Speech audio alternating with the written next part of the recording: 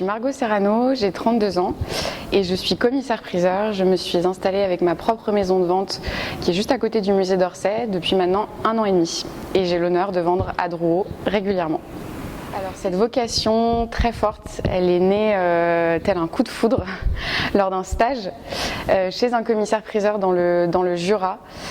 C'était un stage d'été que je faisais pour conforter un choix de Master 2 en droit. Ça a été exceptionnel puisque je suis tombée l'année où cette maison de vente s'est occupée de la succession du peintre jurassien Guy Bardone. Et la maison était le rêve de tout commissaire-priseur, rempli de la cave au grenier. Et j'ai vu ce métier un peu comme un jeu de chasse au trésor et je me suis dit c'est incroyable, j'ai envie de faire de ma vie une chasse au trésor et c'est comme ça que c'est né et depuis ça ne m'a pas quittée et je me suis accrochée pour réaliser ce rêve.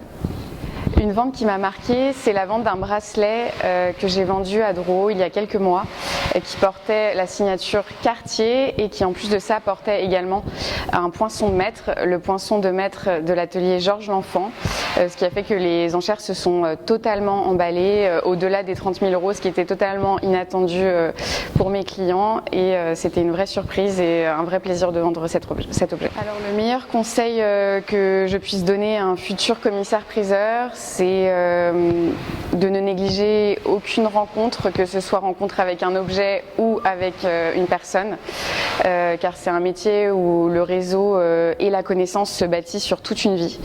Et c'est pour ça que c'est très important de multiplier les stages, de multiplier les rencontres pour voir des objets variés, de s'intéresser à beaucoup de choses, de visiter des musées.